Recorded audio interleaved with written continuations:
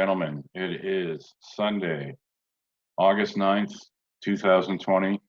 No rest for the wicked.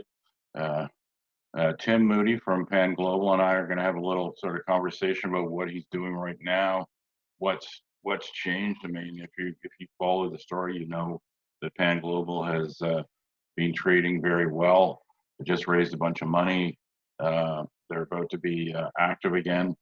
Yeah, Pan Global trades on the venture. The symbol on the venture is PGZ. It also trades OTC in the US.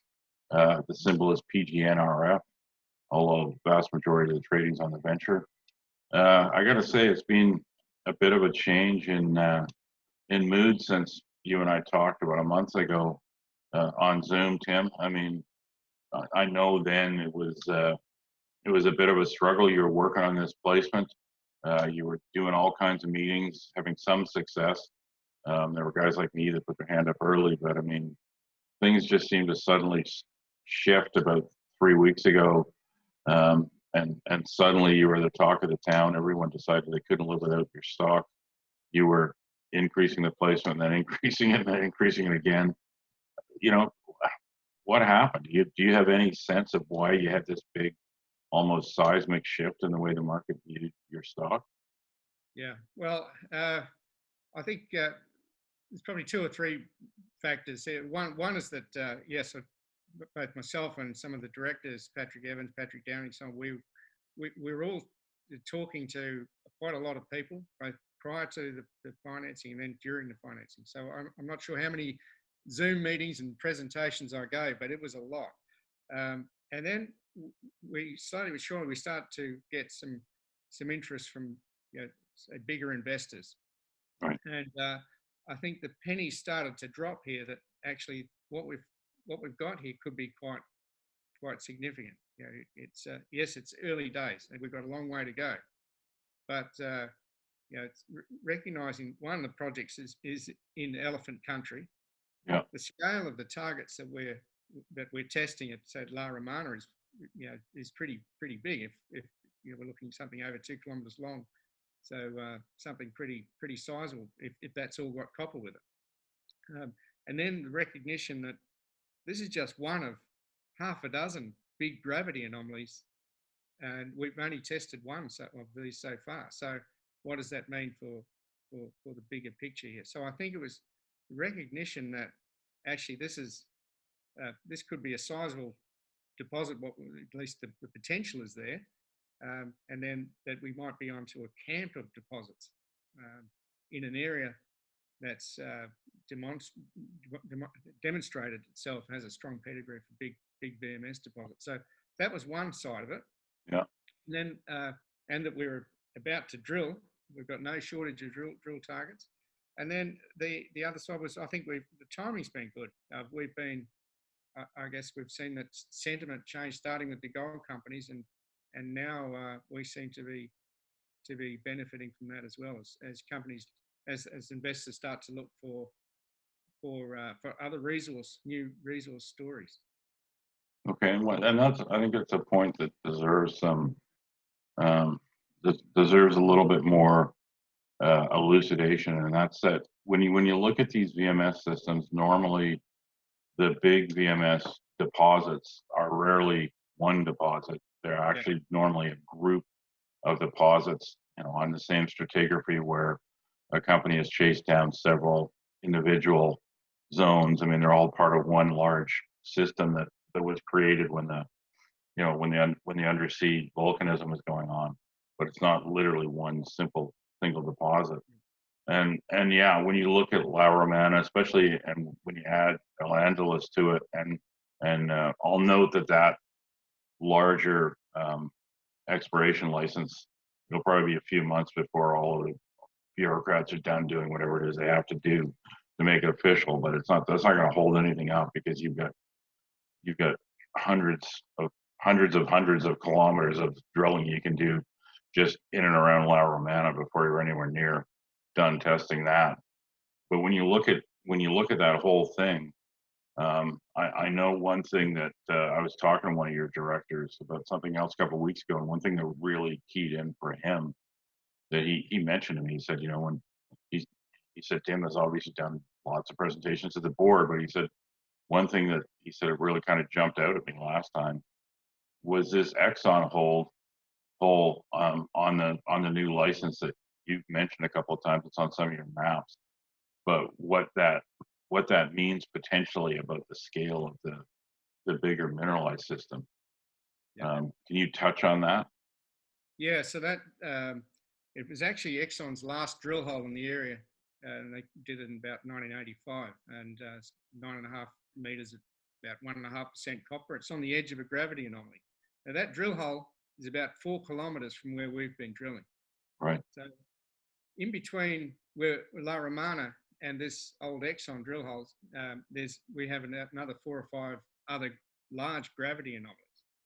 So this old Exxon hole's on the edge of one of those. Mm-hmm. The others are all untested. So this I guess lends itself to something, a potential new mineral camp, something like an Algistrel or a Neves Corvo. Right. Neves Corvo has 7 different ore bodies. So that's the bigger opportunity here if we get so lucky. But we 4 kilometers in a trend heading towards the Asnoquoy open pit, and we've got all these gravity anomalies all lined up really with copper at one end, copper at the other end. So well, and you also have the it's kind of old school technique, I guess, but the mise a la masse, you've got a very long mise a la masse conductor. Can you give us the 30-second layman's version of what that is? Because it's a technique I've seen a lot in the Canadian Shield, but you don't see it that often anymore. I guess it's really a VMS technique, so you don't see it on other types of projects. Yeah, so it's an old geophysical technique. Basically, you put a lot of charge into the ground, and if there's something conductive there, you basically measure the conductivity or the connectivity in other drill holes further away. So when Exxon drilled, as you know, a scatter of wide-spaced drill holes, sort of very deep holes near in and around La Romana. And those holes showed good electrical continuity between them when they ran the mise a la masse. And it showed a conductor over more than 2 kilometers of strike. So that's pretty interesting because it says you've got enough sulfides there. Generally works excellently with massive sulfide, but it will work with very high concentrations of sulfide. But that it suggests that it indicates good continuity over the holes that are 400, 500 meters apart over more than 2 kilometers of strike is pretty interesting. Yeah, I mean, viewers should note if you don't follow VMS stories, 2 kilometers of potential strike of a sulfide system in a VMS setting is really freaking big. That's the technical term for it, is really freaking big. That's quite large for VMS. You can pack a lot of tons into that. And it does seem to me that message, and I've kind of been pounding the table for months. I know Tim has. That message seems to be getting through. So, I mean, the message getting across to people, you had a very successful financing, you ended up bringing in a little bit more than 4. You're starting a drill program now. Just touch on the money side quickly. Once this drill program you laid out is done, you'll still be in a pretty good position in terms of funding. Yeah, we've got we still have quite a lot of money left over to drill another program and to begin work on the Al-Andalus area, should that be granted by the time we finish this round of drilling. So yeah, we'll be in a good situation financially. Of course, we've still got warrants out there which are in the money. Yeah. So I think we'll be in good shape financially for quite a period ahead of us. Okay. Certainly this drill program that we've just started, it's a bigger program we initially anticipated, but with the extra money we've now started a much bigger program. But at the end of that, we've still got money to go back and drill more holes again. So okay, and I know from the conversation before I hit the record button, The drill's actually turning now. Yeah. Can you tell us where the drilling is, and then maybe where the drill is now, but what sort of the overall scope is, what you're going to try to accomplish with this program? Yeah, sure. Yeah, so we, I think the first 6 drill pads are already in place. The drill rig was started turning on Friday morning, and it's drilling away. So yeah, which is a great relief. And it's pretty hot out there too. I should Right. say it's drilling in 40-degree plus temperatures. Yeah. So Brutal. anyway, yeah. So the first drill hole is about 100 meters to the east of our last drill hole. Okay. So that's whilst it's going to test all 3 of the different layers that we've identified. That's the other thing. It's not just one layer we're dealing with now. We're dealing with we recognise 3 different copper layers, with most of the drilling just on one of those at this stage. So the other 2 we don't know much about.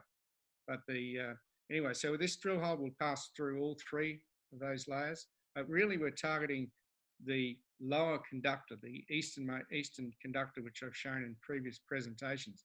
We've only got one drill hole in that at this stage, and it's on the sort of western edge of it. So it seems to be getting stronger towards the east, and that's in the direction we're moving the drill rig. So the next hole will give us another test of that lower conductor and Right. tell us if the copper's getting better in that direction. So it's going to be quite a useful drill hole. We have another hole planned another 100 meters further east of that again. So we'll start to hopefully see some sort of vector in that lower conductor plate. So so then we'll move the rig back further to the west, and we'll progressively move in all directions from where our previous drilling is, trying to get a better feel for the geometry and grade distribution and follow the mineralization, sort of 50-meter centers moving out. So we think at 50-meter centers, that's about as far apart as you want to go to be able to sort of start to delineate a resource, but we're a long way from that. Right. So what's your sort of projected hole count for this phase? Yeah, so we've planned about 25 drill sites at this stage. Right. But whilst the first half a dozen or 10 or so holes won't change, Yeah. we may adjust the program as it moves on, as we start to get results, start to see mineralization. So we'll adjust the program to follow the metal. So, for example, if we start to see some improvement in the copper in that lower conductor to the east, then we might want to drill a few more holes in that, because that'll be really significant. That just gives us not one deposit, but 2 deposits to chase. So I think it's going to be a really, really good program, really exciting times ahead, I hope. And do you think you'll be adding? I know right now it's difficult because, like you said, 40-degree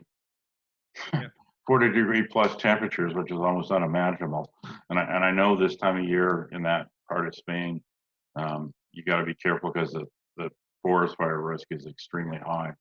Are you still thinking about bringing a second rig in once things start to cool off a little bit next month? Yeah, no. So we'll look to bring a second drill rig in, maybe September, October, something like that, Right. to try and move things along. So now's not the time to be sort of rushing things. It is oppressively hot Right. at times. So so we're taking a lot of precautions with safety precautions, etc.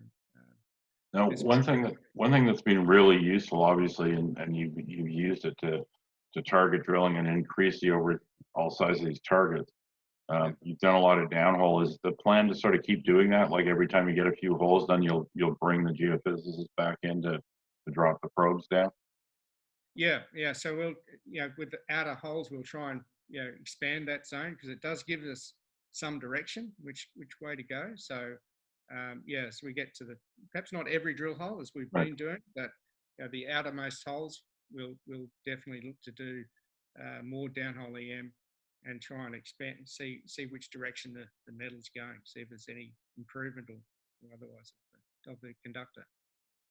Okay, and what do you think your timelines are? I don't know how busy things are in Spain. I know North America, there's a assumption that we're about to see a real um, a real bottleneck in the labs, just because so many people started drill programs at the same time over here. Yeah. Spain, I don't think is as active generally. I mean, there's the mining companies, but is your sense that your lab turnarounds are going to be okay over there? I've not been given any different view than that at this stage. As far as I know, the labs are working back to full speed pretty much. So um, I guess the bottleneck where it may appear is not in the sample preparation, but perhaps in the actual analysis, because Right, those samples are sent off to Ireland or other locations, mostly to Ireland. So right. it really depends on what other um, works those labs are receiving as well. But no, I think just normal turnaround times is what I'm expecting at this stage. Okay. And we'll probably start seeing results in a month or so, give or take. I mean, Well, I mean, I'll put results out in batches. So yeah, wait till we've got a bunch of holes. I don't 25 drill holes. I don't intend to yeah, put it. Every time we get a results in for one hole, put those out. I think it's better to have some context to put the drill holes in. So I think we've and got. these systems, I mean, VMS systems, they're always zoned. I mean, I realize it takes a lot of drilling, sometimes really a lot of drilling, to really have any idea where you are in a given system. And I know they get altered and moved around post deposition, but this trend in general, the pyrite belts, is there any, I don't think it's a big deal, but I know it's something people would like to see. Is there any chance you're going to see areas with, say, higher precious metals, just depending on where you are in the VMS system once you've got a better handle on that? Yeah, well, there's definitely precious metals in some of the other VMS systems. They seem to be a bit lower temperature, so more in the polymetallic, with more lead, zinc, and so on. So I think, I fully expect that we'll start to get into areas with higher zinc content. So once we start seeing that, we may get some areas with higher gold content, for example. So we know that there are other VMS deposits in the Pirate Belt with payable gold, with good levels of gold actually. So yeah, we've had a couple of samples with a bit of gold at La Romana, but nothing significant at this stage. But yeah, Right. let's see what happens once we get into the outer parts of the system and more into the lead zinc parts of these systems. Okay. Well, I mean, I'm really looking forward to this. I mean, it's a big drill program. I know this time you've got the financing to do. You've already got the money in hand to do another program that size if you wanted to. I suspect you'll see lots of warrant money coming in the interim anyway. And this is a great project. I've been pounding the table for months about this. This is the real deal. I mean, you keep pulling good drill holes. I mean, I assume you're going to be testing some of the shallow areas too, because I know that was something you Yeah. kind of keyed in on in the last program. And not to let not to let any cats out of any bags, but I think I'm assuming you're probably getting attention from bigger companies. I mean, the Pirate Belt's just so well known Yeah. in the base metal community. I gotta figure you're getting calls from some of the obvious suspects that want to know what's going on. Yeah, well, there's definitely interest, and it's no surprise. We're in a mining area. There's Yeah, other miners all around us as well. So, yeah, look, new shallow near surface copper deposits, they're not that common. And if it's got some size potential, it starts to, companies are actively looking for new large projects. So, but we're just in the business at the moment of trying to find a big deposit here, or perhaps several of them, and we'll see where that takes us.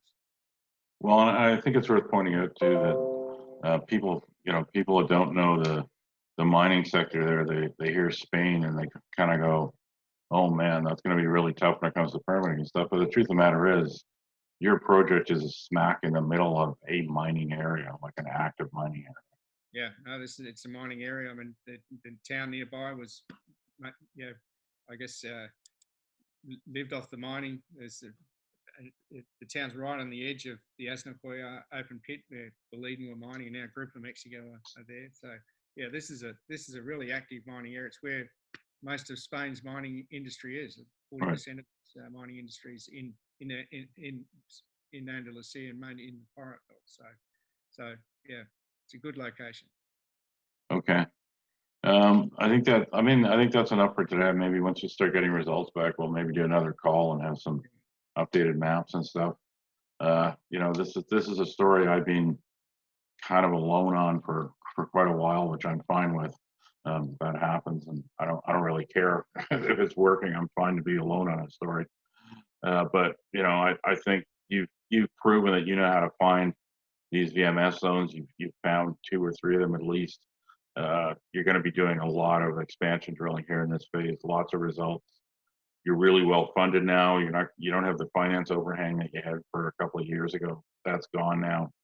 I think this is a great story and a great story to follow. Even in a precious metals bull market, discovery stories are discovery stories. When they work, they work. You don't have to be afraid of it because it's a copper rather than a gold story, because it's working. Company name is Pan Global Resources. Website is just panglobalresources.com. PGZ on the venture, PGNRF, OTC. Great story, great group of guys running it. Thanks for getting on the Zoom with me today, Tim. Tim's done a great job, and keep in mind he's a base metal guy, very high level career at RTZ. This is not his first rodeo, and it looks like he's got a bull by the horns this time. So this is a story that I think you want to get on your watch list and on your screen and be paying attention to over the next few months. Thanks for talking to us today, Tim. We'll get together again once you get a couple of sets of results out and update the whole story at that point. Yeah, thanks, Eric. Okay. Thanks.